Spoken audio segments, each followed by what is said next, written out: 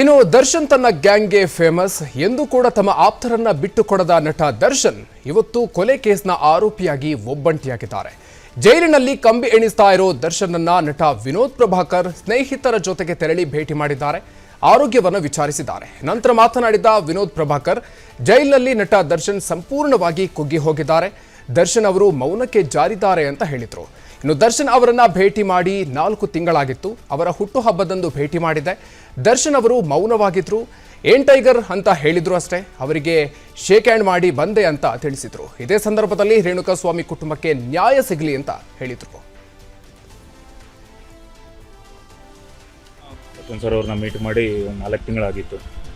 ಅವ್ರ ಬರ್ಡೇಗೆ ಮೀಟ್ ಮಾಡಿದ್ದು. ಸೊ ನನಗೂ ಗೊತ್ತಿಲ್ಲ, ಎಲ್ಲ ನಿಮ್ಮ ಒಂದು ಚಾನಲ್ಸಲ್ಲಿ ಏನು ಬರ್ತಿದೆಯೋ ಅದನ್ನೇ ನೋಡ್ತಿದ್ದೆ.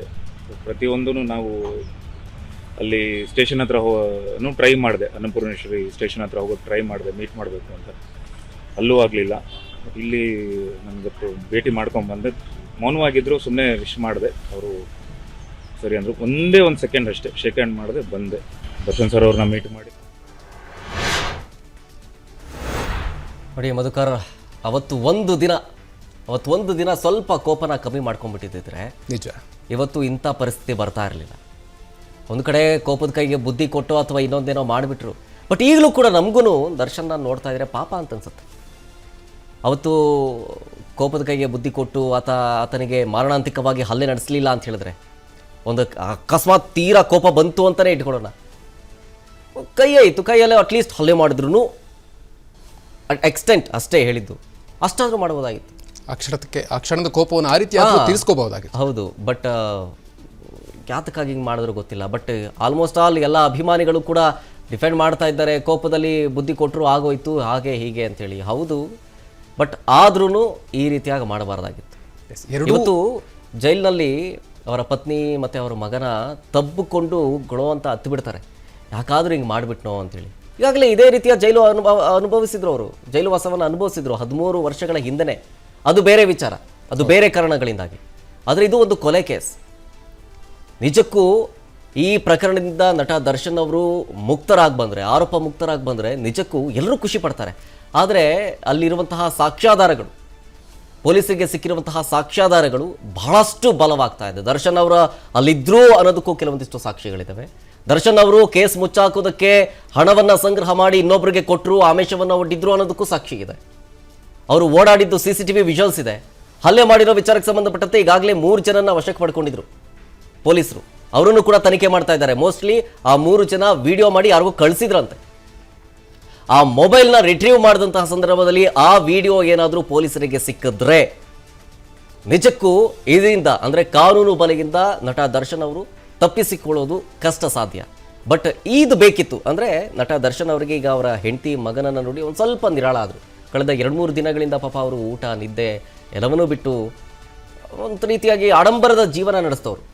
ಅವರು ಸಿನಿಮಾ ಶೂಟಿಂಗ್ ಅಂತ ಬಂದಂತಹ ಸಂದರ್ಭದಲ್ಲಿ ಗಣೇಶ್ ಕಾಸರಗೋಡು ಅವರು ಹೇಳ್ತಾ ಇದ್ರು, ಫಾರಿನಲ್ಲಿ ಒಂದು ಸಾಂಗ್ ಶೂಟಿಂಗ್ ಇರಲೇಬೇಕು. ಜೊತೆಗೆ ಅವರು ಬೇರೆ ಕಡೆ ಶೂಟಿಂಗ್ ಮಾಡಿದಂತಹ ಸಂದರ್ಭದಲ್ಲಿ ಅವರು ಸ್ಟೇ ಆದರೆ ಒಂದು ಹೋಟೆಲ್ನಲ್ಲಿ ಜಿಮ್ ಫೆಸಿಲಿಟಿ ಇರಬೇಕು, ಇಲ್ಲ ಅಂತಂದರೆ ಹೊರಗಡೆ ಜಿಮ್ಮನ್ನು ವ್ಯವಸ್ಥೆ ಮಾಡಿರಬೇಕು. ಸೊ ಈ ರೀತಿಯಾದಂಥ ಐಷಾರಾಮಿ ಜೀವನವನ್ನು ನಡೆಸ್ಕೊಂಡು ಬಂದಂಥವರು ಇವತ್ತು ಜೈಲಿನ ಮೆನುವಿನಂತೆ ಊಟ ಮಾಡುವಂತಹ ಪರಿಸ್ಥಿತಿ ದರ್ಶನ್ಗೆ ಬಂದಿದೆ ಅಂತ ಹೇಳಿದ್ರೆ ನಿಜಕ್ಕೂ ನಮಗೂ ಊಹಿಸ್ಕೊಳ್ಳೋದಕ್ಕಾಗ್ತಾ ಇಲ್ಲ. ಸ್ವತಃ ಅನುಭವಿಸ್ತಾ ಇರೋ ನಟ ದರ್ಶನ್ಗೂ ಕೂಡ ಅದನ್ನು ಅರಗಿಸ್ಕೊಳ್ಳೋದಕ್ಕಾಗ್ತಾ ಇಲ್ಲ. ಆದರೆ ಇವತ್ತು ಅವರ ಹೆಂಡತಿ ಮುಖನ ನೋಡಿ, ಅವರ ಮಗನ ಮುಖನ ನೋಡಿ ಸ್ವಲ್ಪ ನಿರಾಳ ಆದರು ಅಂತ ಕಾಣಿಸುತ್ತೆ. ಎಸ್, ಒಂದು ಕಡೆಯಲ್ಲಿ ಎರಡೂ ಕುಟುಂಬಗಳ ಫ್ಯಾಮಿಲಿಯ ಪರಿಸ್ಥಿತಿಯನ್ನು ನೋಡ್ತಾ ಇದ್ದಾರೆ. ಒಂದು ಕಡೆಯಲ್ಲಿ ದರ್ಶನ್ ಅವರ ಫ್ಯಾಮಿಲಿ ಕೂಡ ಆಗಿರಬಹುದು, ಅವರು ಕೂಡ ಕಾನೂನು ಹೋರಾಟಕ್ಕೆ ಸಂಬಂಧಪಟ್ಟಂತೆ ಅವರು ನಡೆಸ್ತಾ ಇರುವಂತಹ ಪ್ರಯತ್ನಗಳು. ಮತ್ತೊಂದು ಕಡೆಯಲ್ಲಿ ಕೊಲೆಗೀಡಾಗಿರುವಂತಹ ರೇಣುಕಾಸ್ವಾಮಿ ಅವರ ಫ್ಯಾಮಿಲಿ ಏನಿದೆ, ಅದರ ಕಣ್ಣೀರು ಅದ್ಯಾವತ್ತೂ ಕೂಡ ಕಡಿಮೆ ಆಗುವಂಥದ್ದಲ್ಲ. ಸೊ ಅದು ನಿಜಕ್ಕೂ ಕೂಡ ಈ ಸಂದರ್ಭದಲ್ಲಿ ನಾವು ಗಮನಿಸಬೇಕಾಗಿರುವಂಥದ್ದು. ಆರೋಪಗಳು ಎರಡೂ ಕಡೆಯಿಂದ ಕೂಡ ಕೇಳಿಬರ್ತಾ ಇದೆ. ಈ ಸಂದರ್ಭದಲ್ಲಿ ಪ್ರಮುಖವಾಗಿ ರೇಣುಕಾಸ್ವಾಮಿಯವರು ಮಾಡಿರುವಂತಹ ತಪ್ಪೇನು ಕಡಿಮೆಯ, ಅವ್ರದ್ದೇನು ತಪ್ಪೇ ಇಲ್ವಾ ಹಾಗಾದರೆ ಅನ್ನುವಂಥ ಪ್ರಶ್ನೆಗಳು ಕೂಡ ಈ ಸಂದರ್ಭದಲ್ಲಿ ಕೇಳಿಬರುತ್ತೆ. ಆದರೆ ಈ ಒಂದು ಸಂದರ್ಭದಲ್ಲಿ ದರ್ಶನ್ ನಡೆಸಿರುವಂಥ ಒಂದು ಕೃತ್ಯ ಏನಿದೆ ಅಥವಾ ಆ ಒಂದು ತಂಡದ ಮೇಲೆ ಬಂದಿರುವಂಥ ಒಂದು ಆರೋಪ ಏನಿದೆ, ಸೊ ಅದು ನಿಜಕ್ಕೂ ಕೂಡ ಇಲ್ಲಿ ನಾವು ಗಮನಿಸಬೇಕಾಗಿರುವಂತಹ ಅಂಶ. ಓವರಾಲ್ ಆಗಿ ಇವತ್ತಾಗಿರುವಂತಹ ಡೆವಲಪ್ಮೆಂಟ್ ನೋಡ್ತಾ ಇದ್ರೆ ಪತ್ನಿ ಹಾಗೂ ಮಗನನ್ನು ನೋಡಿ ಸ್ವಲ್ಪ ನಿರಾಳರಾದರು. ಜೊತೆಗೆ ಧೈರ್ಯ ಬೇರೆ ತುಂಬಿದ್ದಾರೆ. ನಾನಿದ್ದೀನಿ ದರ್ಶನ್, ಹೆದರ್ಕೋಬೇಡ, ಯಾವುದಕ್ಕೂ ಹೆದರ್ಕೋಬೇಡ, ಕಾನೂನು ರೀತಿಯಾಗಿ ನಾನು ಹೋರಾಟವನ್ನು ಮಾಡ್ತೀನಿ ಅಂತೇಳಿ ಬಹಳಷ್ಟು ಧೈರ್ಯ ತುಂಬಿದ್ದಾರೆ. ನಟ ದರ್ಶನ್ ಇವತ್ತೊಂದು ಸ್ವಲ್ಪ ಕೊಂಚ ನಿರಾಳರಾದ್ರು ಅಂತ ಕಾಣಿಸುತ್ತೆ. ಅನುಕ್ಷಣದ ಸುದ್ದಿಗಳಿಗಾಗಿ ವಿಸ್ತಾರ ನ್ಯೂಸ್ ಯೂಟ್ಯೂಬ್ ಚಾನೆಲ್ ಸಬ್ಸ್ಕ್ರೈಬ್ ಮಾಡಿ. ಹೊಸ ಸುದ್ದಿಗಳ ನೋಟಿಫಿಕೇಶನ್ಗಾಗಿ ಬೆಲ್ ಐಕಾನ್ ಕ್ಲಿಕ್ ಮಾಡಿ. ಲೇಟೆಸ್ಟ್ ಅಪ್ಡೇಟ್ಸ್ಗಾಗಿ www.vistaranews.com ವೆಬ್ಸೈಟ್ಗೆ ವಿಸಿಟ್ ಮಾಡಿ. ಅಂಗೈಯಲ್ಲೇ ಜಗತ್ತಿನ ಸುದ್ದಿ ತಿಳಿಯಲು ವಿಸ್ತಾರ ನ್ಯೂಸ್ ಕನ್ನಡ ಆಪ್ ಡೌನ್ಲೋಡ್ ಮಾಡಿ.